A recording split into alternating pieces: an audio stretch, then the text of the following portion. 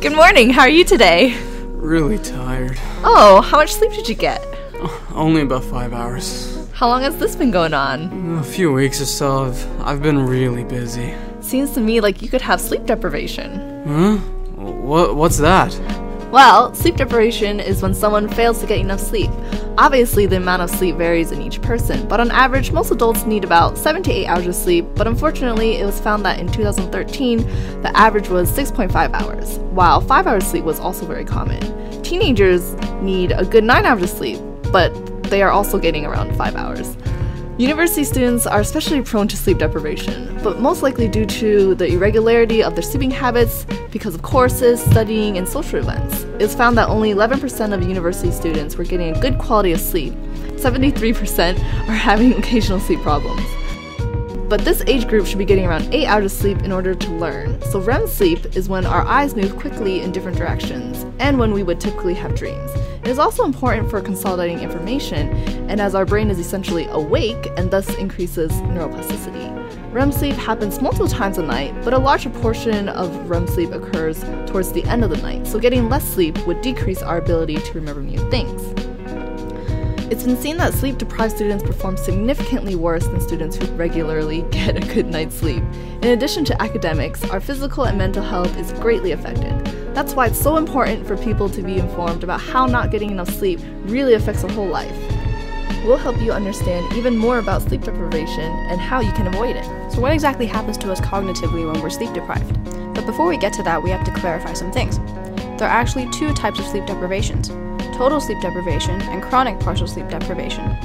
Total sleep deprivation is classified as consecutively not sleeping for 24 to 72 hours, whereas chronic partial sleep deprivation is when we consistently don't sleep enough for a few days in a row. So how do students fit into this? Well, we tend to experience a little bit of both. When we pull all-nighters, you're experiencing total sleep deprivation. When we're up late trying to study, but manage to get in a few hours of sleep every day, we're still experiencing partial sleep deprivation. Now that we know the types of sleep deprivations, we can take a look at all the cognitive effects it has, which include lack of concentration, attention deficits, reduced vigilance, longer reaction times, distractibility, lack of energy, fatigue, restlessness, lack of coordination, poor decisions, increased errors, and forgetfulness. Holy cow, that's a lot. So let's bring this all into focus on how it affects us as students. When we're studying, having attention lapses and lack of coordination and difficulty with memory consolidation are one of the biggest obstacles caused by sleep deprivation. This explains why sometimes when we're trying to study while we're sleep deprived, we don't end up remembering a whole lot. When we're writing an exam, studies have shown that sleep deprivation negatively affects our prefrontal cortex, and as a result, our ability for divergent thinking is impacted, and we will also have difficulty in utilizing new information, which means that when we read a question on a test, it'll be much harder for us to integrate and use that information. So obviously, sleep deprivation is pretty impactful, but now the question is, how does this all happen in the brain? There are multiple mechanisms by which sleep deprivation has these effects on cognitive performance. One of the enzymes that might be implicated is SIRT3. Zhang and colleagues found that in rats with sleep deprivation, SIRT3 levels decreased. Without SIRT3's oxidative stress protection, metabolic homeostasis is disrupted. This just means that processes involved in energy production are no longer kept in equilibrium. They're set off balance. As a result, locus coeruleus neurons end up going through apoptosis, which is programmed cell death.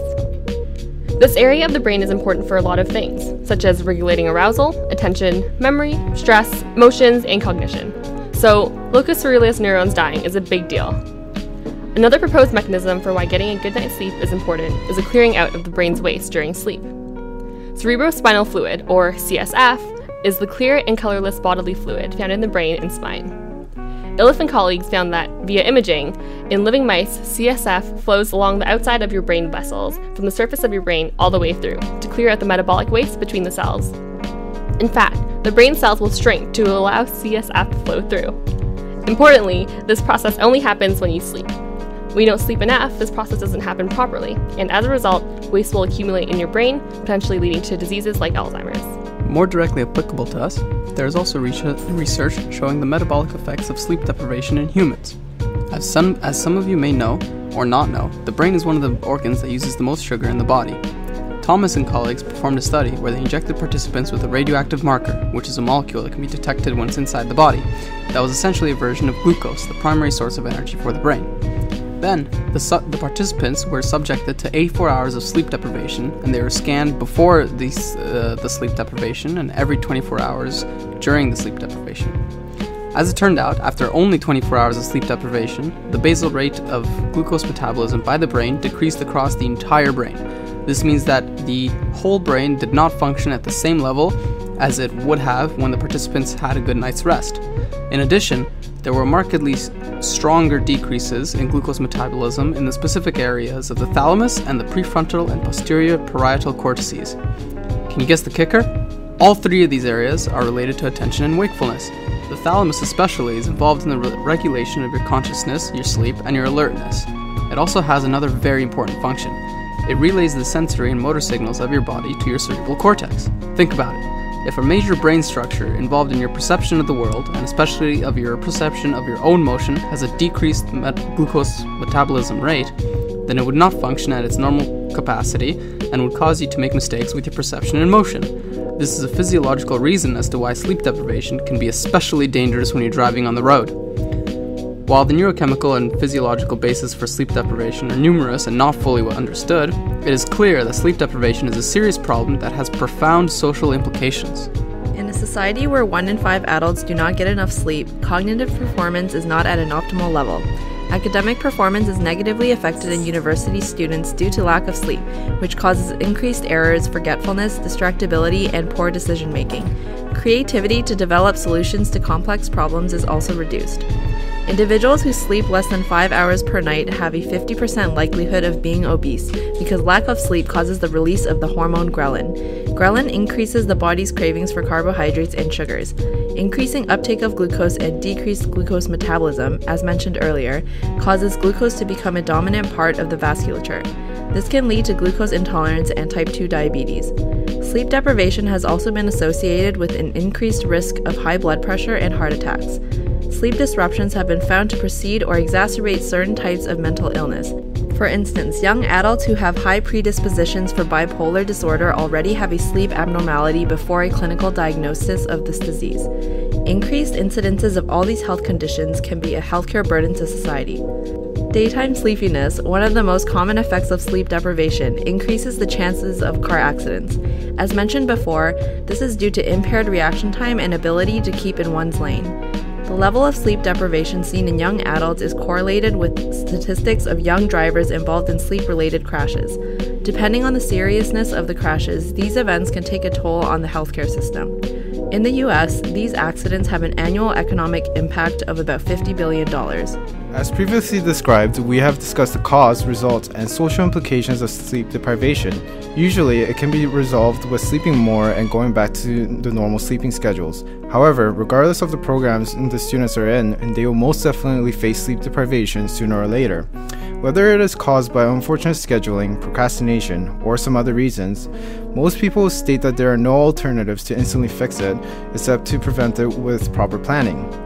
Although planning and scheduling in advance is key for preventing sleep deprivation, in reality it becomes harder to follow since school year with all the extracurricular activities. We recommend 3 minor alternative solutions of reducing the effects of sleep deprivations, which are naps, caffeine, and exercise. Naps are in a sense the greatest gift you could give to yourself, especially on an exhausting day. Studies have shown that naps less than 30 minutes have best results for alertness with increase in blood sugar levels, in which any longer napping time would result in deep sleep, leading to prolonged drowsiness feeling that the body undergoes as it transitions from deep sleep to its awakened state. Now, in some cases, a student may not be able to find a good place or time to nap, in which the alternative is to consume coffee. Caffeine is great for preventing drowsiness and promoting alertness, and it is probably one of the most commonly consumed products on campus. During midterm or exam season, a student will chug coffees continuously throughout the day to stay alert, but in a situation where they consume caffeine late afternoon or in the evening, this would only contribute to further sleep deprivation. To resolve this issue, it is generally ill-advised to consume any strong caffeine products after 2 p.m. Now, another small alternative is to perform light exercises such as a 10-minute brisk walk roughly 5 hours before the normal bedtime, which has been shown to improve quality and chance of falling asleep. Wow, I learned so much about sleep deprivation and about what I've been doing to my body. Never knew it was actually such a serious issue, especially amongst us university students. I didn't realize just how much of a negative impact it has on me. Oh geez, it's already 9 p.m. Guess I better get to sleep then.